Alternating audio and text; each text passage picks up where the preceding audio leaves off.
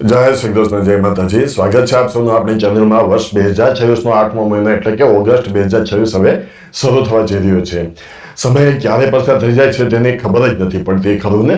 પણ આ બદલાતો સમય આપણી રાશિઓ માટે, આપણા ગ્રહો માટે કેવા પરિવર્તનો લઈને આવે છે તે જાણવું ખૂબ જ રસપ્રદ અને મહત્વપૂર્ણ છે. આજે આપણે વાત કરવા જઈ રહ્યા છીએ રાશિ ચક્રની બીજી રાશિ એટલે કે વૃષભ રાશિ એટલે કે ટોરસ વિશે. જો તમારું નામ બ, વ અથવા વ અક્ષરથી શરૂ થાય છે તો આ વિડીયો ખાસ તમારા માટે જ છે. 1 ઓગસ્ટ 2026 થી 31 ઓગસ્ટ 2026 સુધીનો આ મહિનો તમારા જીવનમાં કેવા ઉતાર ચઢાવ લાવશે, આજની આ ખાસ વિડીયોમાં આપણે જ્યોતિષ વિજ્ઞાનની ગણતરીઓ સાથે ખૂબ જ ઊંડાણપૂર્વક ચર્ચા કરીશું.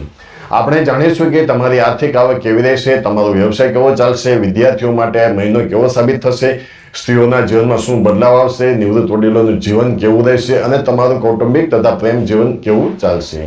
અને હા, વિડીયોમાં હું તમને ઓગસ્ટ મહિના માટેના કેટલાક એવા અચૂક અને વૈજ્ઞાનિક ઉપાય પણ જણાવીશ જે તમારા જીવનમાંથી નકારાત્મકતાને દૂર કરી દેશે. તો વિડીયોની ક્યાંય પણ સ્કીપ કર્યા વગર છેલ્લે સુધી જોજો.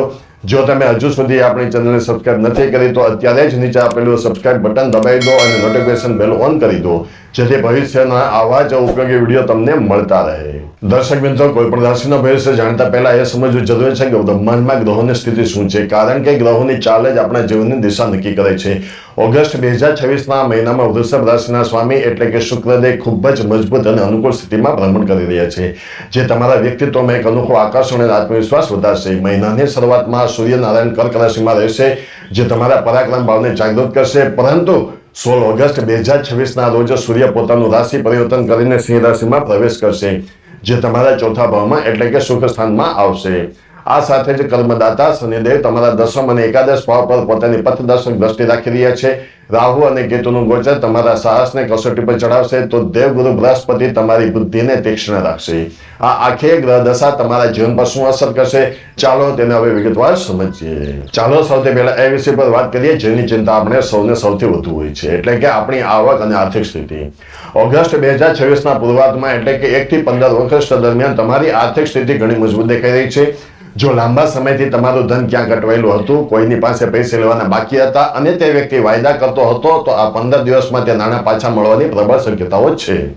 જો તમે ભૂતકાળમાં શેર્સ અથવા મ્યુચ્યુઅલ ફંડમાં રોકાણ કર્યું છે તો ત્યાંથી પણ અણધાર્યા લાભો મળી શકે છે. પરંતુ 16 ઓગસ્ટ પછી જ્યારે સૂર્ય ચોથા ભાવમાં આવશે ત્યારે તમારા ભૌતિક સુખ સાધનો પાછળ ખર્ચ વધશે. તમે કદાચ ઘરના રિનોવેશન માટે, કોઈ નવું ઇલેક્ટ્રોનિક ગેજેટ ખરીદવા માટે અથવા નવી ગાડી લેવા માટે મોટો ખર્ચ કરી શકો છો. અહીં જ્યોતિષ વિજ્ઞાન તમને એક સલાહ આપે છે કે આ મહિને કોઈ પણ પ્રકારની લોન કે દેવું લેવાનું ટાળજો. આવક સારી રહેશે, પણ જો ખર્ચ પર કાબુ નહીં રાખો તો મહિનાના અંતમાં થોડી આર્થિક ખેંચતાણ અનુભવી શકે છે. શોર્ટકટથી કમાણી કરવાના ચક્કરમાં બિલકુલ ન પડવું.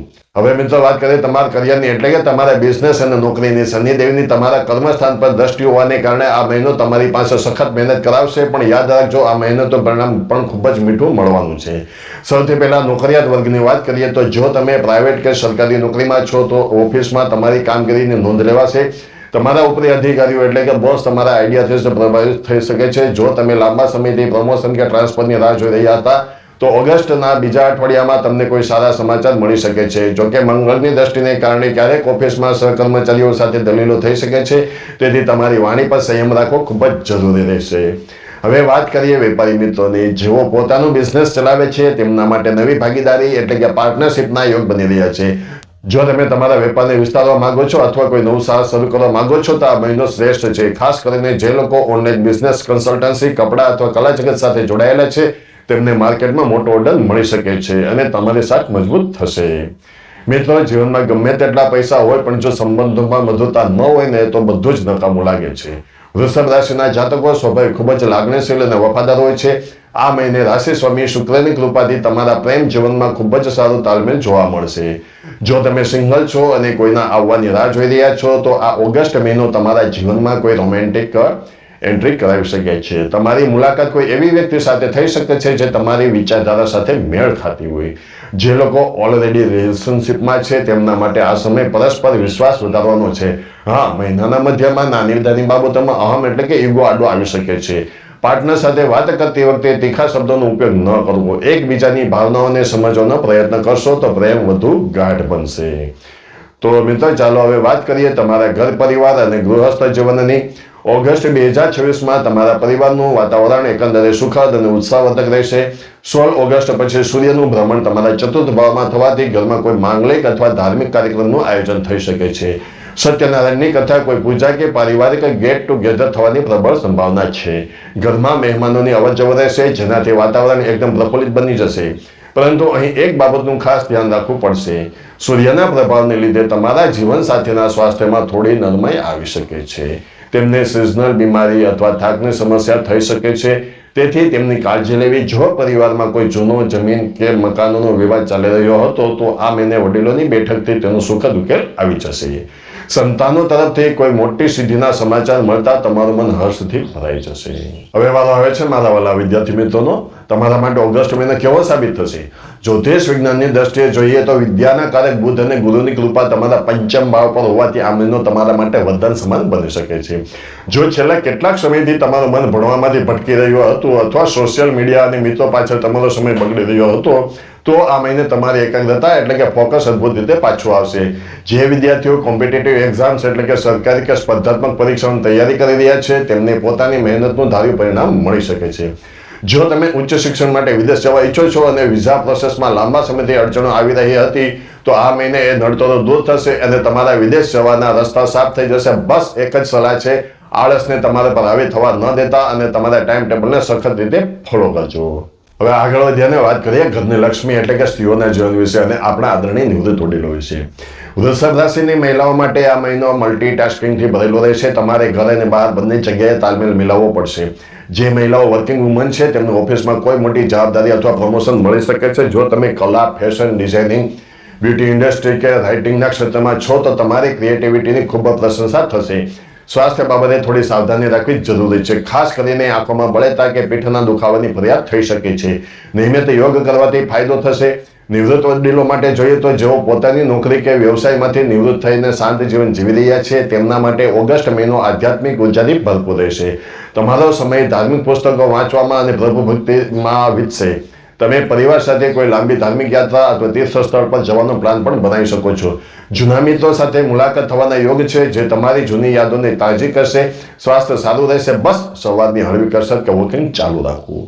તમારી રાશિનું રાશિફળ દર મહિનાની 20મી તારીખે બપોરે 2 વાગ્યે આપણી પોતાની ચેનલ લાઈવ યુનિક લાઈવ પર મળી જશે, જે તમે જોવાનું ભૂલશો નહીં. અને હા મિત્રો, આપણી આ ચેનલમાં ખાલી આવડી આ જ વિડીયો નથી હો, ભેગી આ ચોમાસામાં આવતા તહેવારોને એટલે કે શ્રાવણ મહિનામાં જે તહેવાર આવે એના માટેની વાર્તાઓ પણ છે ને બીજી અનેક ધાર્મિક માહિતી પણ મળી રહેશે. એ તમામ માહિતી માટે આ ચેનલને ખોલીને જુઓ એટલે તમને તમામ માહિતી મળી રહેશે.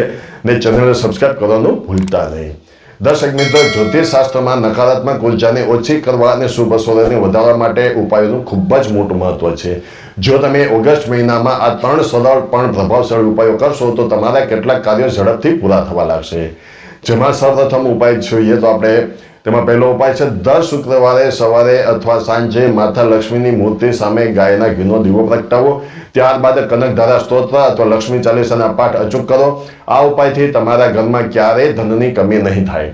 બીજો ઉપાય છે, ભગવાન શિવની આરાધના કરો. દર સોમવારે શિવલિંગ પર કાચું દૂધ અને જળ અર્પણ કરો અને ઓમ નમઃ શિવાય મંત્રની એક માળા કરો. આનાથી તમારો માનસિક તણાવ અને ગુસ્સો શાંત થશે. ત્રીજો ઉપાય છે, શનિદેવની કૃપા મેળવવા માટેના મહિનાના કોઈ પણ શનિવારે જરૂરિયાતમંદ અથવા ગરીબ વ્યક્તિને કાળા તલ, અડદની દાળ અથવા સરસવના તેલનું દાન કરો.